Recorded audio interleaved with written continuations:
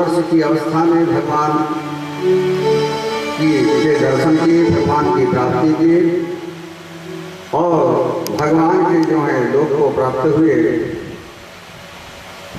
ध्रुव महाराज की कथा आगे। ध्रुव महाराज के पुत्र जो हैं उत्कल हुए और उत्कल के अंग हुए और अंग से जो है बेन हुए और बेन इतना दुराचारी कर्म करता था, ऋषियों ने श्राप दिया उसे और ऋषियों के हिसाब से बेन की मृत्यु हुई। तो बेन के जंघा को मथा गया तो वहां से एक पुरुष उत्पन्न हुआ जिसका नाम है प्रथु। प्रथु महाराज की पत्नी का नाम अर्ची है, जो साक्षात लक्ष्मी का अवतार है। प्रथु महाराज ने देखा कि सारी दुनिया में दुर्भिक्ष पड़ रहा है, अकाल पड़ रहा है, वर्षा नहीं हो रही है, अन्न उत्पन्न नहीं हो रहा है। तो प्रथु ने अपने पिता बेन के जो पाप कर्म थे उसका प्रकृति पर इतना असर हुआ कि लोग जमीन में भी 2 किलो अगर अन्न बोए तो जमीन में उसका 1 पाव ही अन्न मिलता था उसे, किसानों को। प्रथु महाराज को बड़ा क्रोध आया और पृथ्वी को मारने के लिए दौड़े। तो पृथ्वी कौन थी महाराज?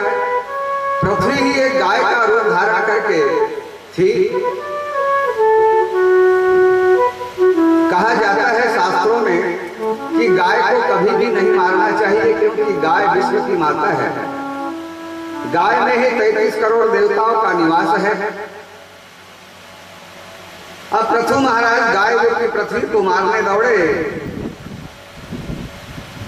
तो पृथ्वी रूपी गाय कहने लगी, प्रथु महाराज आप तो बोले कर्म करो, कर्म करोगे तो फल की इच्छा होगी।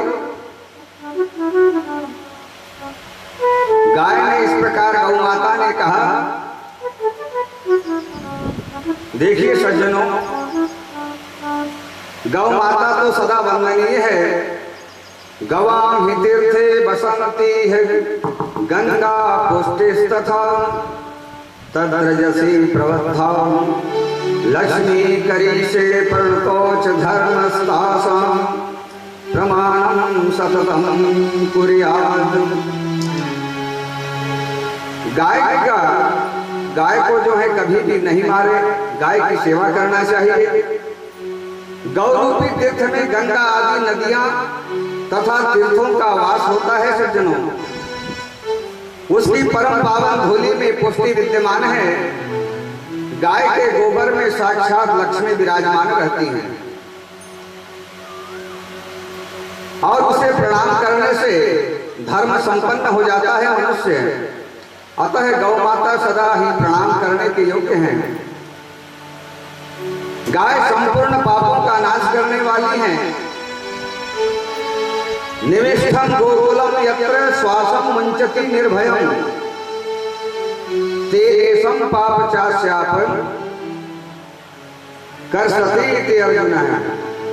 गौओं का जो समुदाय है, जहां बैठकर के निर्भयता पूर्वक सांस लेता है, उस स्थान की शोभा बढ़ा देता है और वहां के सारे पापों को खींच लेता है। प्रथु महाराज तो इस प्रकार पृथ्वी रूपी गाय को मारने के लिए दौड़े।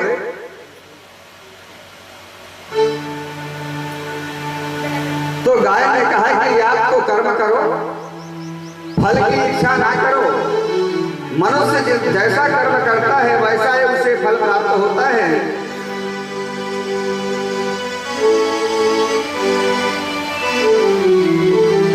गौ रूपी पृथ्वी के इस प्रकार वचनों को सुनकर के प्रथु महाराज रुक गए, ठहर गए। पृथ्वी रूपी गाय ने कहा, महाराज मुझे आप इस प्रकार न सताएं।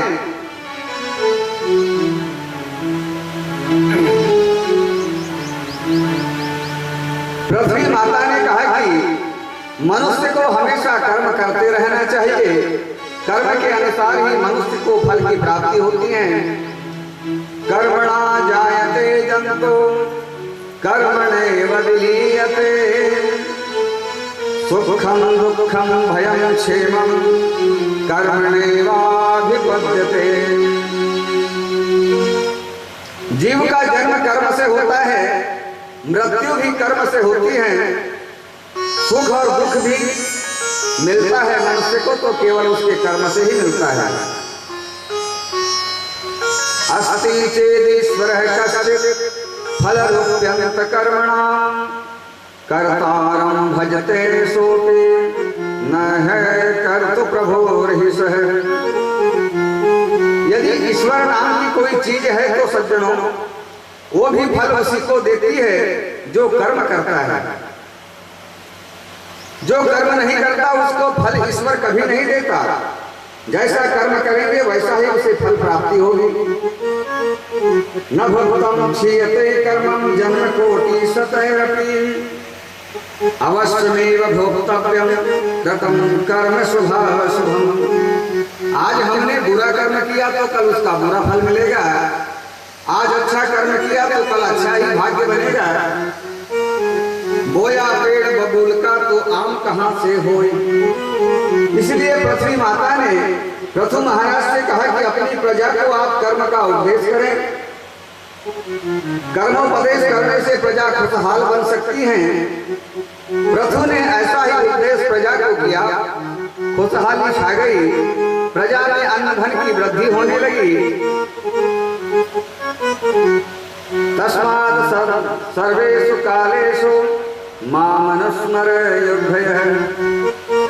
महाराज पृथु ने यज्ञ का संकल्प किया, यज्ञ करने की उनकी भावना जगी। पृथु महाराज ने 99 यज्ञ कर दिए। इंद्र को बड़ा डर हो गया कि जब पृथु अगर 100वां यज्ञ कर देगा तो मेरा इंद्रासन छीन लेगा। इंद्र को बड़ा डर हो गया। यह सोचकर के इंद्र जो है पृथु महाराज का घोड़ा चुरा करके ले गया। पृथु महाराज के 99 यज्ञ से भगवान नारायण प्रकट हुए। भगवान नारायण प्रसन्न होकर बोले वरदान मांगो। पृथु ने कहा कि क्या वर मांगो भगवान, मेरे मन में तो और कोई कामना नहीं है। फिर भी भगवान बोले पृथु महाराज कोई ना कोई वरदान तो आप मांग लीजिए। पृथु बोले यदि आप देना चाहते हैं तो मुझे न कामयेनाथ तदाप्यहं क्वचिन यत्र युष्मच्चरणाम्बुजासव महत्तमाते हृदयान्मुखच्युतो विधस्थ कर्णायुतमे सदेवर। देना ही है आप मुझे वरदान तो मुझे स्वर्ग नहीं चाहिए, मुझे वैभव नहीं चाहिए, ऐश्वर्य नहीं चाहिए, यहाँ तक कि मुझे मोक्ष भी नहीं चाहिए। मुझे तो महापुरुषों के मुंह से निकलने वाली अमृतमयी आपकी जो कथा है उस कथा को सुनने के लिए हे भगवान मुझे 10,000 कानों की शक्ति दे दीजिए। यही वर देने की आप कृपा करें।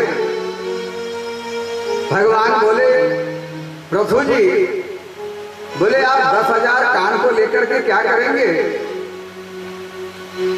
पृथु ने कहा भगवान 2 कानों से कथा सुनते सुनते मुझे तृप्ति नहीं मिलती, संतोष नहीं मिलता, मुझे सुनने की पद्धति नहीं होती है जिसको जीवन में उतार लिया जाए।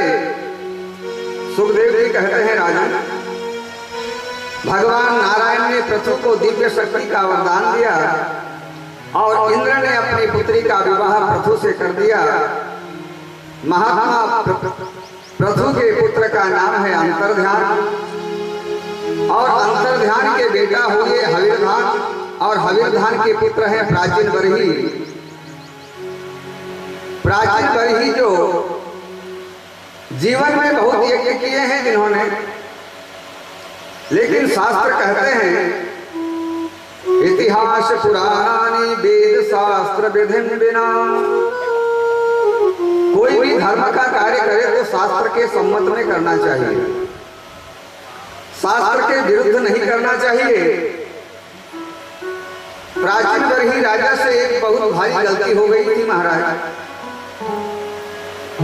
ध्रुव जैसे महापुरुष के वंश में जन्म लेकर के राजा प्राचीन बरही बहक गए, यज्ञ पर यज्ञ करते हैं।